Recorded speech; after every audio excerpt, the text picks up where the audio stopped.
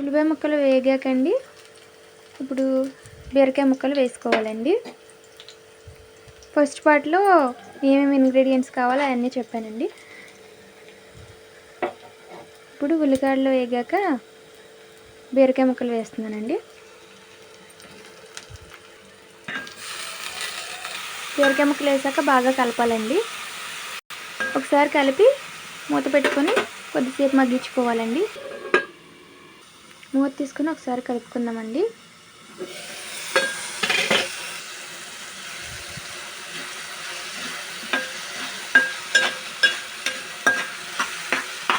ఇప్పుడు ఇందులోకి పసుపు, ఉప్పు వేసి ఒకసారి కలుపుకుందామండి. ఒక్క సెకండ్ ఆగాక కారం వేద్దామండి.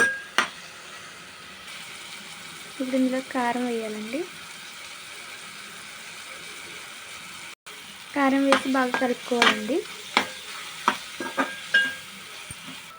ఇప్పుడు ఇందులో ఎగ్స్ వేయాలండి, 2 ఎగ్స్.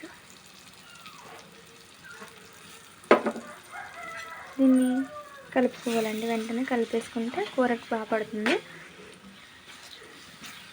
బీరకాయ కర్రీలో ఎగ్స్ అండి స్పెషల్. కర్రీ నార్మల్గా వండేసిన ఉప్పు కారం కొద్దిగా ఎక్కువ వేసుకొని ఎగ్స్ వేయాలండి.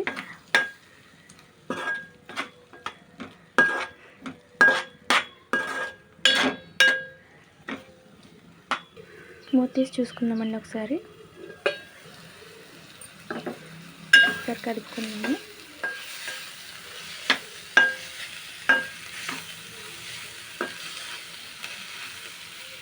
ఇందులో అల్లం వెల్లుల్లి పేస్ట్ వేస్తున్నానండి.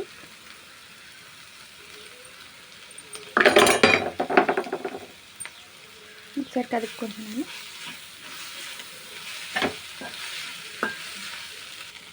స్మెల్ అయితే చాలా బాగుందండి. ఒకసారి ట్రై చేయండి, చాలా బాగుంటుంది. నచ్చితే కనుక లైక్ చేసి షేర్ చేయండి. Thank you for watching. దీన్ని సర్వింగ్ ప్లేట్లోకి తీసుకున్నామండి, సర్వింగ్ బౌల్లోకి.